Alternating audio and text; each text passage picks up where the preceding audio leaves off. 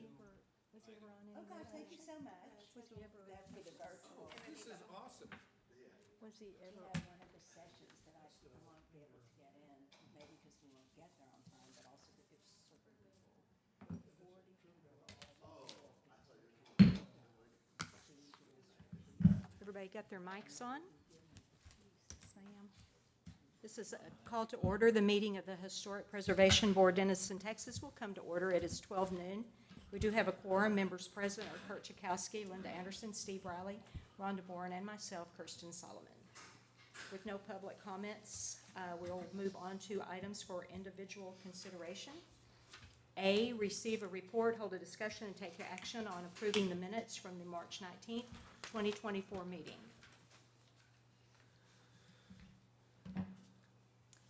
I move to approve. Second. Have a motion by Rhonda Bourne and a second by Linda Anderson. All in favor? Aye. Okay.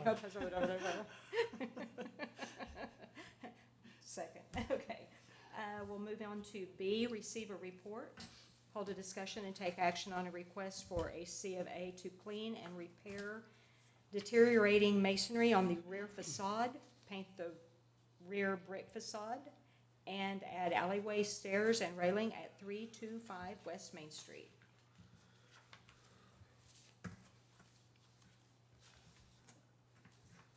So I'm back filling in for Mary. She had an important meeting that came up, and so,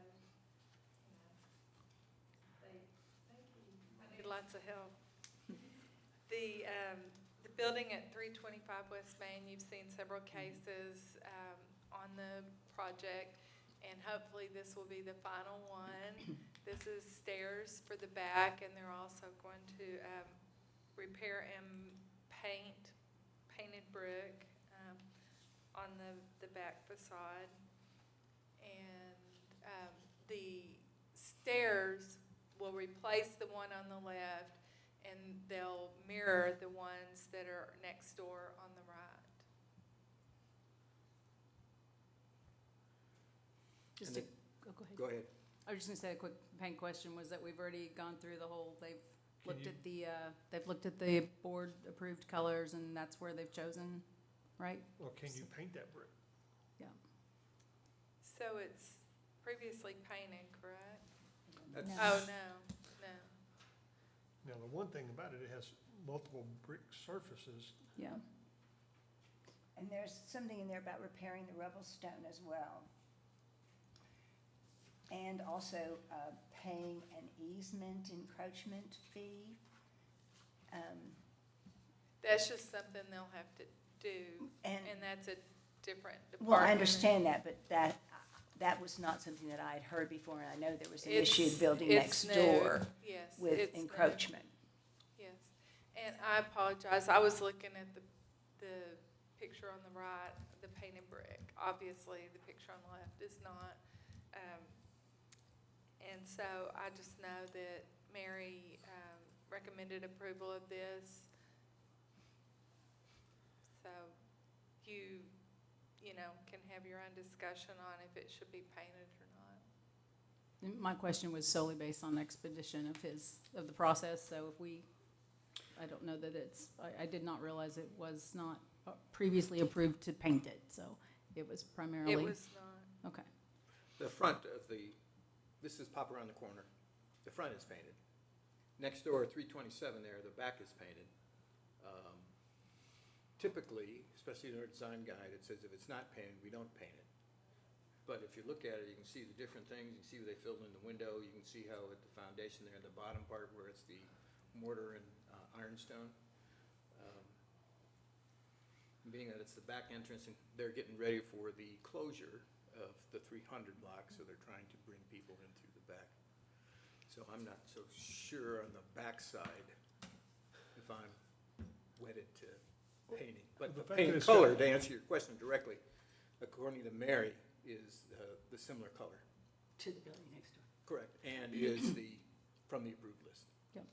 And I would feel that, in fact, one, we would need to make very clear that it was in fact an exception made for these particular reasons, that the building wasn't painted. However, for the reasons that Mr. Jakowski mentions, it was an aesthetic decision, particularly with D3 coming down the street, that back would be enhanced if it were painted to match the building next door, as the steps and the doors are essentially going to mimic it as well. So I guess if the guidelines axiomatically say it's not recommended, that's one thing. If it says you can't, then I would like to know, I guess, how we maneuver around that, or if we have the ability to do so.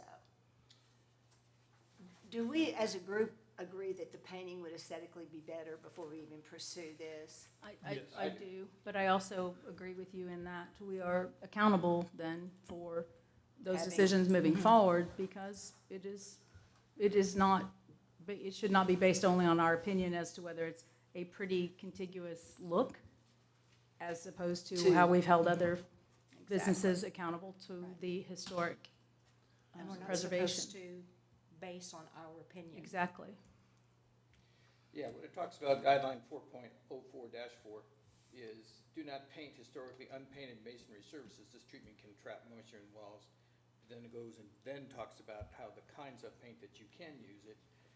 But I would also point out from the very, very beginning, we are talking about the historic part of that we are focused on, which is the Main Street facades.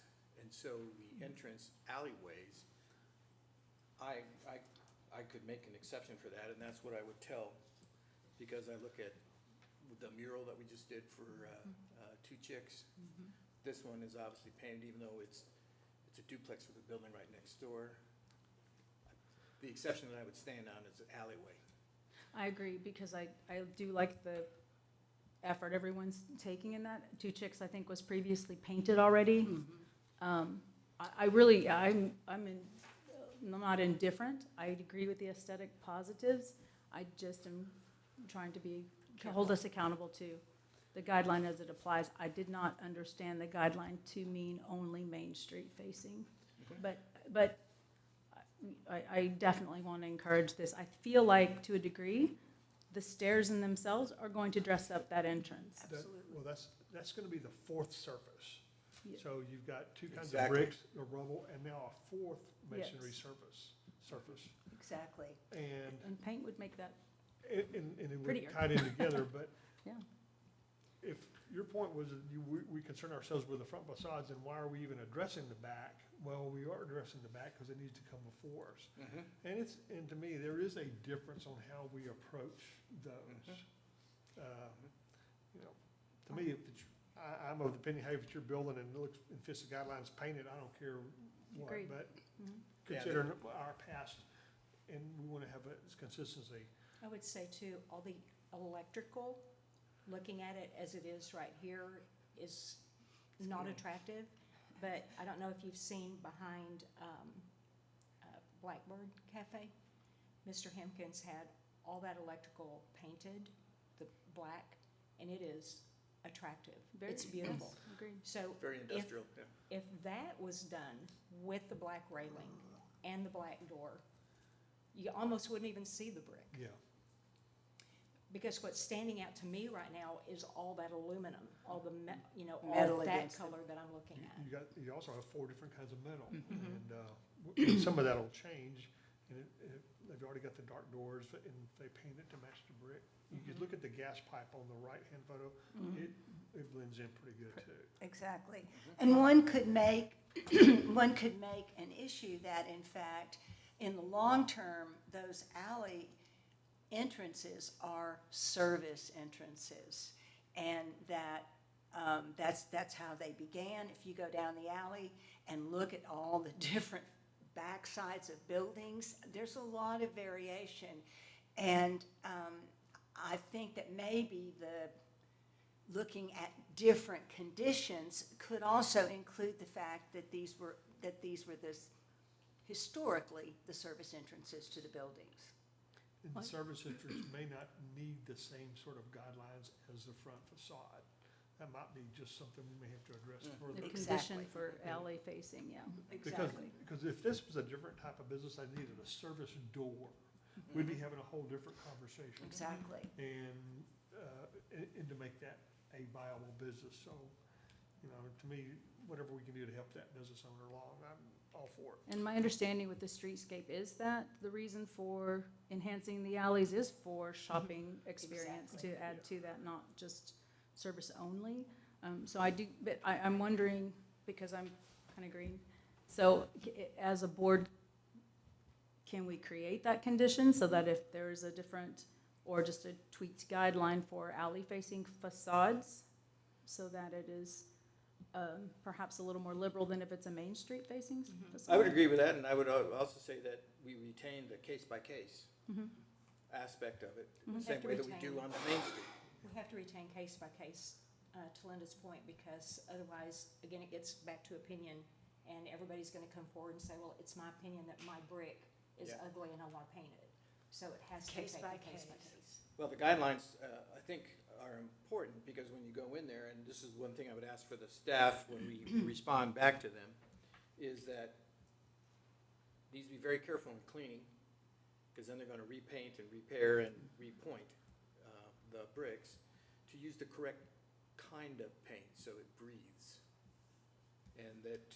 Well, the it- technique of power washing, that doesn't deteriorate the existing, if they choose to power wash. I mean, just those details, if what I understood to be meticulously monitored for Main Street, it's still the integrity of the building That's if correct. it needs to Exactly. apply. So there are some Exactly. great guidelines from the Texas Historic Commission that are attachments in the back end of our guidelines that really go into the type of paint, not the color, the type of paint, and they use the term covering, as well as how to clean it, so that you're not gonna damage it. But to that point, there's no follow-up or accountability.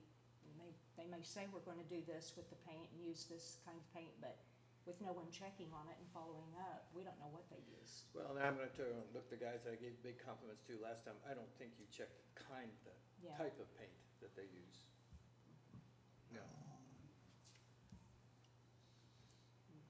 Same way that I would, if I were to make a motion, I would say, consider painting the utilities black.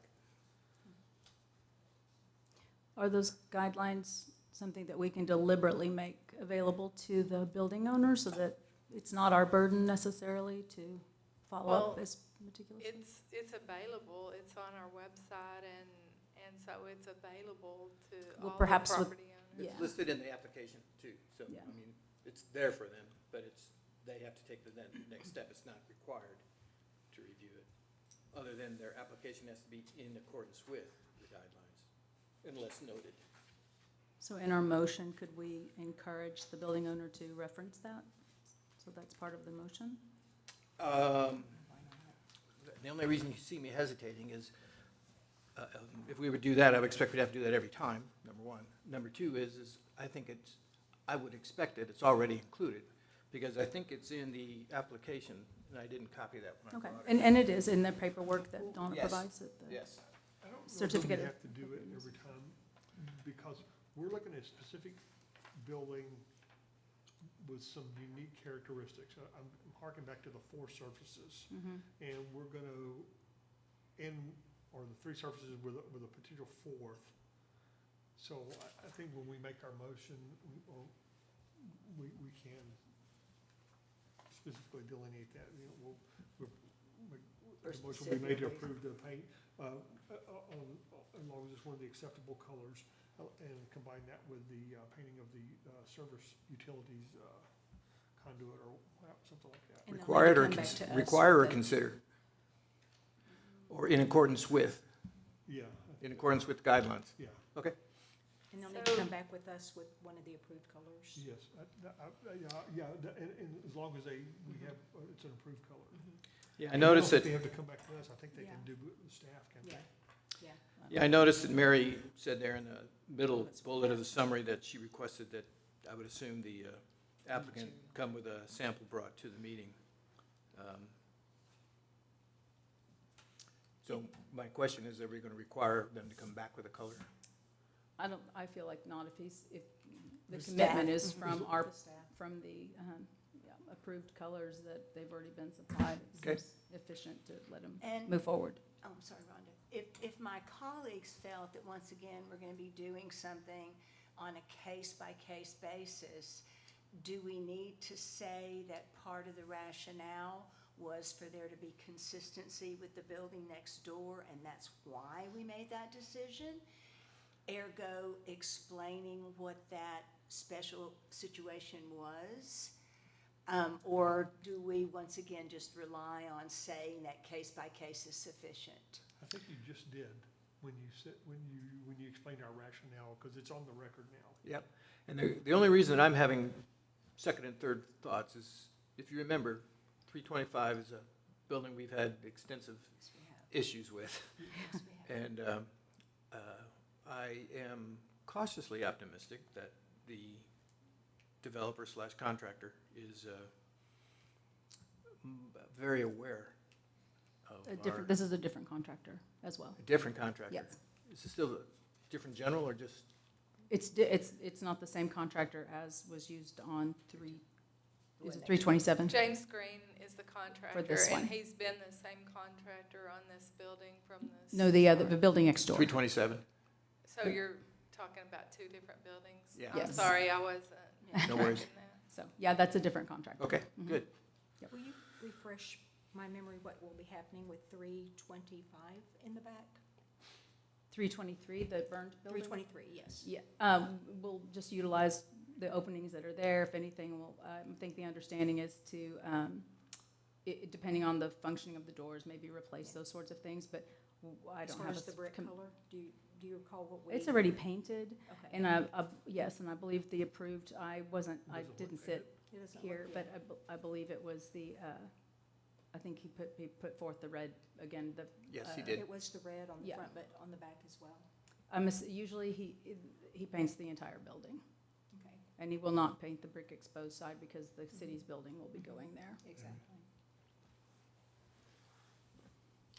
Okay, any other discussion? Nope. Questions, okay.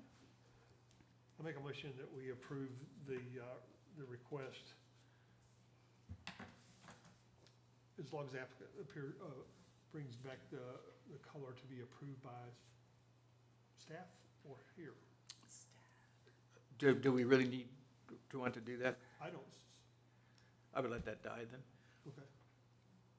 You like that, Alan? I would, depending upon if that motion has no second. Well, we haven't finished it, so Okay, then I'll let you finish. now you're gonna have to retell me how to do it. I would like to see a color approved, Here? because even though it's on the list of approved colors, doesn't necessarily mean that that's the color that they're gonna go with. Then I would probably recommend we table it. We'll just have them bring the color back to be. But if the staff can approve it, If we're going to let the staff approve it, then Yeah. certainly, So certainly. could you take part of it and approve the steps and leave the painting off? My question here now is, I agree with that, but it's okay for me, but is it all right to delegate to the staff the assuring that the color is appropriate? Or do we need to bring it to us? I believe so, if he brings the paint number and color from those, whatever the approved colors are with historic preservation, if he brings that referenced number to them for approval, says this is what I'm doing, again, we'd have to have somebody, boots on the ground, to find it accountable and approve it, I mean, to hold accountable that he's doing that color, but I think that if he's chosen from it, just to expedite the contracting part. My thought is, they're going to likely need that paint process approved some way, whether, even if it's with the condition of bringing it back to staff, because he's gonna need to install the steps. So whether he wants to paint the wall first and then install, something that will take it out of order that won't expedite the process. Not that I'm trying to rush it, but I do think they may go hand in hand.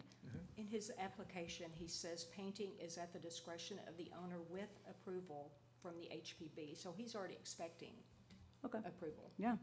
So he just brings the number to staff? Is staff, To staff or to us?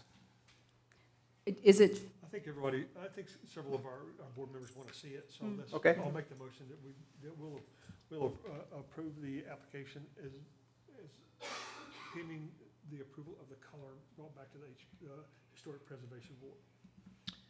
Okay, can I offer some words? Sure. I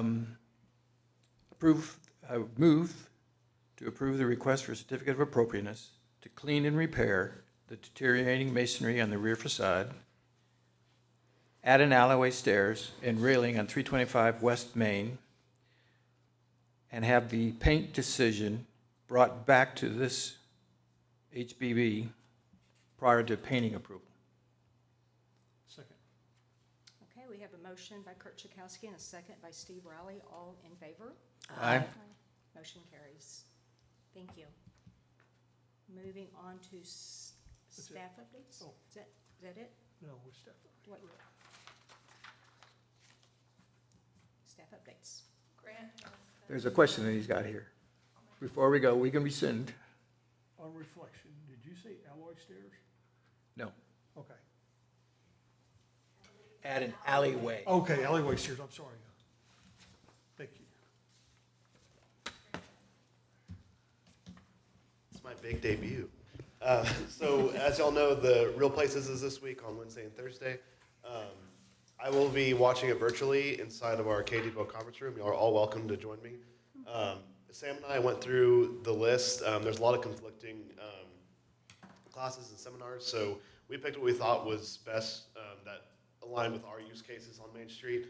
One of the most important ones we think was there was one that deals with wooden windows and the frames around them, so I know we've had a lot of cases like that.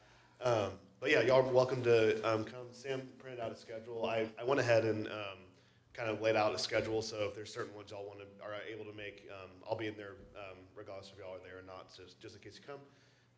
Yeah, and when y'all come, I'm still registered for every class, so if we get there and y'all decide, hey, I would rather watch this one, we can do that also. So that's it. Hope to see you So there. I have a question for staff, please, and maybe for you guys out there. Do we know what's going on with 230 right here? Because I know that they power washed the building and they've done some additions to the facade. Do we know anything else that's going on with that building? I got information from the DDA that Okay. just the box that's being taken out now, just to create a more contiguous look on that building. Okay. I don't know that there's any particular signage underway or anything right now, but that the power washing was done a very, It very looks good. specific way. And then that box out, the weird-looking box was removed, and then Okay. that's being replaced. I wondered about the metal trim that went around the brick that you can see on the corner post right there. I wondered if that was permanent or what that was. I don't know. I could. Yeah, I don't know. That's what I thought. Okay. All right. But yeah, that's it for staff updates. Thank Thanks. you. Thank you. Okay, well, meeting is adjourned at 12:23 p.m.